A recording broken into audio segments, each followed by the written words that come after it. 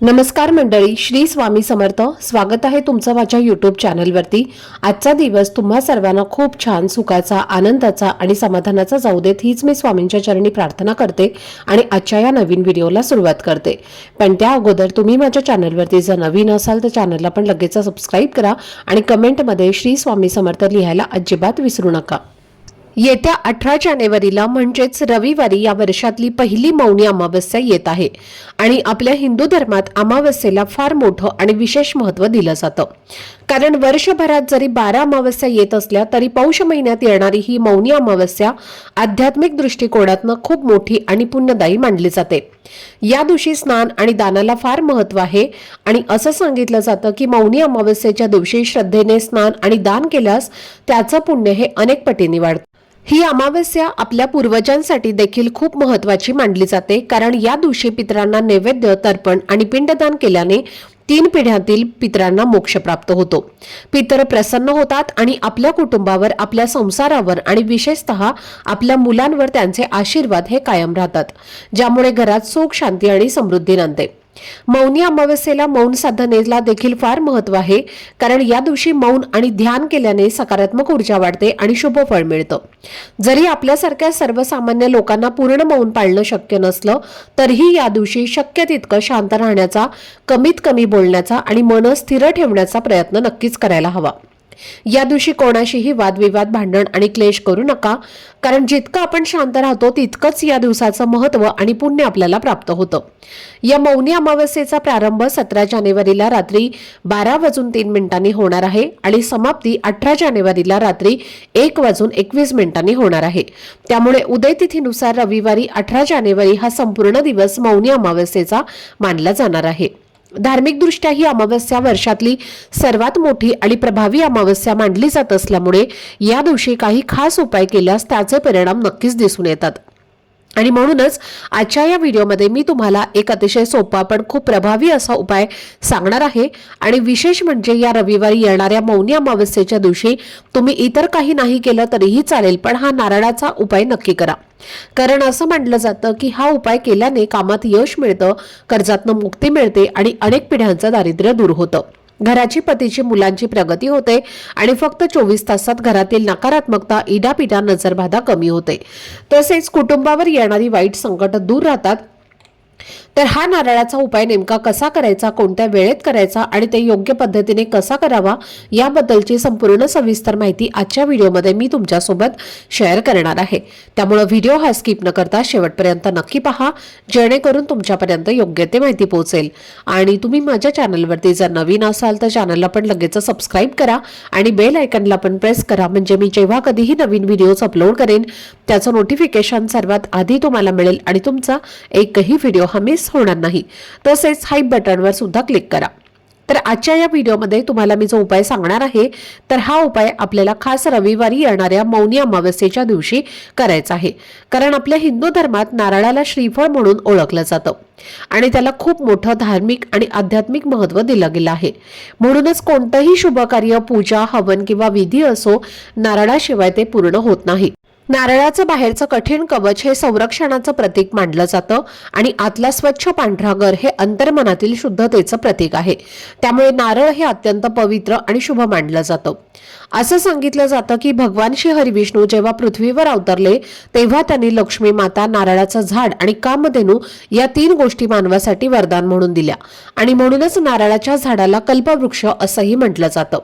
धार्मिक मान्यतेनुसार नारळामध्ये ब्रह्मा, विष्णू आणि महेश यांचा वास असतो आणि मौनी अमावस्येची तिथी ही देखील भगवान विष्णू आणि माता लक्ष्मी आणि भगवान शंकर यांना समर्पित असल्यामुळे या दिवशी नारळाच्या संबंधित उपाय केल्यास त्याचा प्रभाव लवकर दिसून येतो.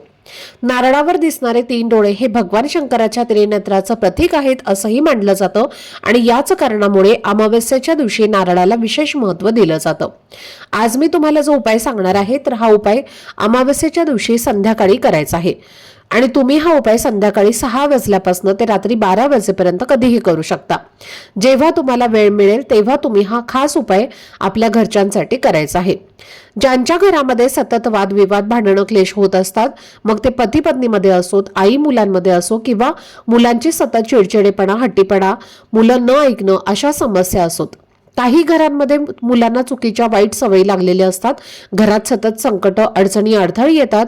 पैशाची कायमच चणचण भासते आणि आलेला पैसा टिकत नाही. घरातील सदस्यांची प्रगती होत नाही. कितीही प्रयत्न केले तरी कामात यश मिळत नाही किंवा डोक्यावर कर्जाचं ओझं वाढत जातं. अशा सर्व समस्या दूर करण्यासाठी हा नारळाचा उपाय खूप उपयोगी मानला जातो. आता हा उपाय अमावस्येच्या दिवशी करायचा असल्यामुळे त्या दिवशी सकाळी लवकर उठून स्वच्छ स्नान करायचं आहे, मन शांत ठेवायचं आहे आणि घरातील देवघर स्वच्छ करून देवांची विधिवत पूजा करून घ्यायची आहे. आणि त्यानंतर संध्याकाळी सांगितलेल्या वेळेमध्ये श्रद्धेने हा उपाय करायचा आहे. तर संध्याकाळी उपाय करण्याआधी सर्वप्रथम देवघरामध्ये दिवा लावून घ्यायचा आहे. धूपदीप अगरबत्ती लावून या उपायाला सुरुवात करायची आहे. उपाय करण्यासाठी तुम्हाला एक नारळ घ्यायचा आहे आणि ज्या नारळामध्ये पाणी असेल असाच नारळ तुम्हाला घ्यायचा आहे. त्यानंतर हा नारळ तुम्हाला तुमच्या उजव्या हातामध्ये घेऊन तुमच्या देवघरासमोर उभं राहायचं आहे आणि नारळावरती तुम्हाला 5 ते 7 किंवा 9 या संख्येमध्ये कापूर जो आहे तर तो ठेवायचा आहे. आणि त्यानंतर तो कापूर तुम्हाला प्रज्वलित करायचा आहे. कापूर प्रज्वलित केला की जोपर्यंत कापुराच्या वड्या जळत आहेत तोपर्यंत तुम्हाला श्री स्वामी समर्थ, श्री स्वामी समर्थ या मंत्राचा जप करायचा आहे. याला कर्पूर होम असंही म्हटलं जातं. आणि अमावस्येच्या दिवशी असा कर्पूर होम आपल्या घरात करण्याला खूप जास्त महत्व आहे. ज्या पण घरामध्ये अमावस्येच्या दिवशी असा कर्पूर होम केला जातो त्या घरातील प्रखर पितृदोष, वास्तुदोष, ग्रहदोष हे नष्ट होतात आणि त्या घरात अखंड लक्ष्मी वास करते. त्या घरामध्ये ज्या काही समस्या आहेत तर त्या सुद्धा संपूर्णपणे नष्ट होतात. ज्या प्रकारे कापूर जाळल्यानंतर कापुराचा अंशही शिल्लक राहत नाही तसेच घरात सुद्धा जे काही दोष आहेत त्याचा अंश हा शिल्लक राहत नाही.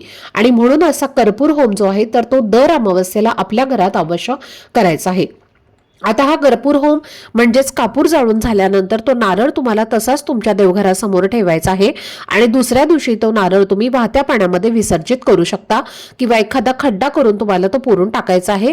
किंवा बघा नारळ जर फुटला नाही, त्याला तडा गेला नाही तर तसाच पिशवीमध्ये घालून तुम्हाला ठेवून द्यायचा आहे आणि पुढच्या अमावस्येला पुन्हा त्याच नारळावरती तुम्ही कापूर वड्या ठेवून असा हा कर्पूर होम जो आहे तर तो तुमच्या घरामध्ये करू शकता. तर असा हा एक छोटासा उपाय जो आहे तर तो तुम्हाला मौनी अमावस्येच्या दिवशी संध्याकाळी अवश्य करायचा आहे. आणि शक्य असेल तर हा उपाय तुम्ही सायंकाळी 6 वाजल्यापासून ते रात्री 9:30 किंवा 10 वाजेपर्यंत करण्याचा जास्तीत जास्त प्रयत्न करा. कारण या वेळेला आपण जे काही उपाय करतो तर ते सिद्ध होतात. कारण माता लक्ष्मी येण्याची वेळ असते आणि ज्यांना या वेळेमध्ये करणं शक्य नाही झालं तर त्यांनी रात्री 12 वाजेपर्यंत केलं तरी सुद्धा चालेल. त्याचबरोबर आपल्या घराची, आपल्या मुलांची, पतीची प्रगती होण्यासाठी, घरातील सर्व अडचणी दूर होण्यासाठी, त्याचबरोबर आपल्या घराला कोणी जर काही दोष लावलेले असतील, काहीतरी नजरबाधा किंवा करणी-बाधा आपल्या घरावरती केली असेल तर तुम्हाला हा एक उपाय करायचा आहे. उपाय करण्यासाठी एक नारळ घ्यायचा आहे. त्या नारळामध्ये पाणी देखील असायला हवं असाच नारळ तुम्हाला घ्यायचा आहे आणि त्यानंतर त्या नारळावरती तुम्हाला शेंदुराने एक त्रिशूल काढायचा आहे.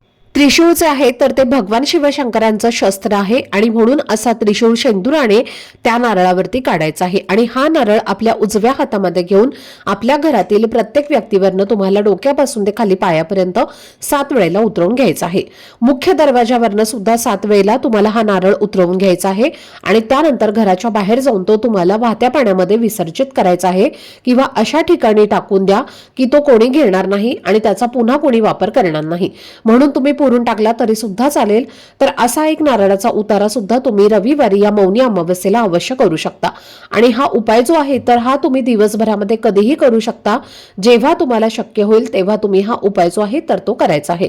त्याचबरोबर तुमच्या मनामध्ये जर एखादी इच्छा खूप दिवसांपासून असेल, कष्ट प्रयत्न करूनही जर तुमची इच्छा पूर्ण होत नाही किंवा कोणत्याही कामामध्ये तुम्हाला यश मिळत नसेल, कोणतीही गोष्ट तुमच्या मनासारखी घडत नसेल किंवा तुमच्या आयुष्यामध्ये एखादा शत्रू आहे आणि त्या शत्रूचा तुम्हाला वारंवार त्रास होत असेल, शत्रू हा गुपित वार करत असेल किंवा समोरून तुम्हाला त्रास देत असेल, शत्रूमुळे तुमच्या कामांमध्ये तुम्हाला अडथळे येत असतील, तर असा शत्रूचा त्रास दूर होण्यासाठी, सर्व इच्छा मनोकामना पूर्ण होण्यासाठी तुम्हाला या दिवशी एक उपाय करायचा आहे.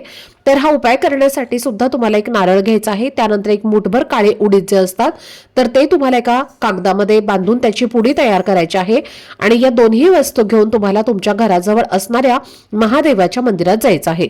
महादेवाचं मंदिर नसेल तर मारुतीच्या मंदिरात जायचं आहे आणि तिथे जाऊन तुम्हाला या दोन्ही वस्तू अर्पण करायच्या आहेत.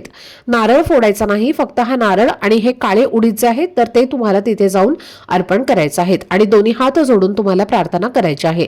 तुमच्या आयुष्यात ज्या काही समस्या आहेत तर त्या दूर होण्यासाठी तुम्हाला प्रार्थना करायची आहे. जो पण व्यक्ती मौनी अमावस्येला हा उपाय करेल त्या व्यक्तीच्या आयुष्यामध्ये एकही शत्रू हा उरणार नाही. शत्रूचा त्रास, शत्रुदोष हा नष्ट होऊन सर्व इच्छा मनोकामना पूर्ण होतील.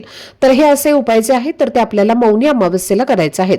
मौनी अमावस्येला आपण जे काही उपाय करतो तर त्या उपायांचं आपल्याला निश्चितच फळ हे प्राप्त होतं आणि अमावस्येचा दिवस असा आहे तो फक्त महिन्यातनं एकदाच येतो आणि या दिवशी आपण जे काही आपल्या आयुष्यामध्ये असणारे दोष, नकारात्मकता, अडचणी दूर करण्यासाठी जे काही उपाय करतो तर ते सिद्ध होतात आणि त्या उपायांचं आपल्याला निश्चितच फळ हे प्राप्त होतं आणि म्हणून तुम्ही हा उपाय नक्की करा. आजचा हा व्हिडिओ जर तुम्हाला आवडला असेल, माहितीपूर्ण वाटला असेल तर व्हिडिओला लाईक, शेअर आणि चॅनलला सबस्क्राईब नक्की करा. भेटूयात पुढच्या व्हिडिओमध्ये. तोपर्यंत सर्वांना श्री स्वामी समर्थ.